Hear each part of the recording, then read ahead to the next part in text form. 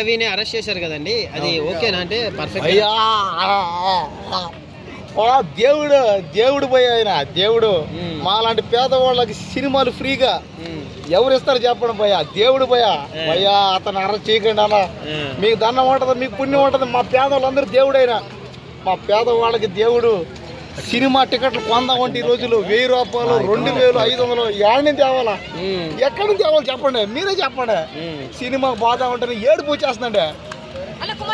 Cinema అంటేనే బాధ. రవి గారిని భార్యనే పట్టించిందంట పాపం. ఈ ఆడవాళ్ళు నమ్మకూడదండి. ఈ ఆడవాళ్ళు ఎవరమ్మా నువ్వు తెలి అమ్మా ఎవరమ్మా తెలియ నువ్వు శివాజీ సినిమా అంతే సంగతి చేసింది అబ్బా.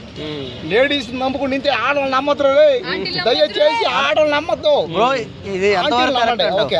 ఎంతవరకు కరెక్ట్ అంటావు ఇట్లా అరెస్ట్ చేయడం? ఏడుపు వచ్చేస్తున్నాం భయ్యా. భయ్యా అతను అరెస్ట్ చేసినప్పుడు నిద్ర లేదు. నాకు మూడు లేకరా ఇప్పుడు కరెక్టా ఏంటి చెప్పు? అరెస్ట్ చేయడం, అతను అరెస్ట్ చేశారు. అతను కూడా తప్పే ఉంది. ఒక రకం నాకు బాధ వేసింది. అది ఏం చేసుకుంటారో చేసుకోండి, ఏం పీక్కుంటారో పీక్కోండి. నేను ఎట్టే చేస్తా ఉండవు రాంగ్ అది. అతను ఫైనల్ గా చేసిందంటే అతను ఫైనల్ గా అరెస్ట్ చేశారు. దయచేసి ఆయన చెప్పినట్టుగా అతన్ని అరెస్ట్ చేసి కొట్టకండి, ఏమనద్దు. అతన్ని వాడండి, అది మంచిదండి, మంచిది.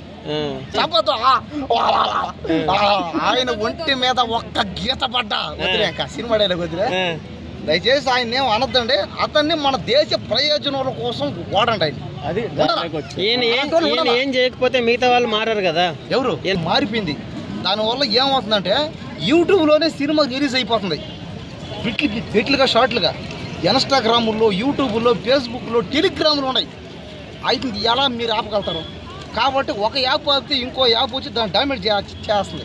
కాబట్టి టెక్నాలజీ మారిపోయింది అనమాట. దయచేసి అతను మాత్రం ఏమి అనొద్దండి. ఏదో తెలుసో తెలియకో చేసాడు. అతని దేశం కోసం వాడుకోండి, దేశ ప్రయోజనం కోసం వాడండి. ఆయన చూడండి ఎంత టెక్నాలజీ. పైగా పేదోడు అంట, మాలు అంటాడంట, మాలు ఒకడంట. చూడండి అబ్బా ఏం కావాలా? నేను పేదోడే కదా, ఎట్లా నేను డబ్బులు ఉండేది. ఇల్లు వాకి లేదు, సొంత ఇల్లు లేదు, అమ్మ నాయన లేరు, తిన్నాడు కూడా తిండి లేదు. నీ ఎవడన్నా వచ్చి ఏమన్నా చేసి చెప్పుకునే దిక్కు లేదు.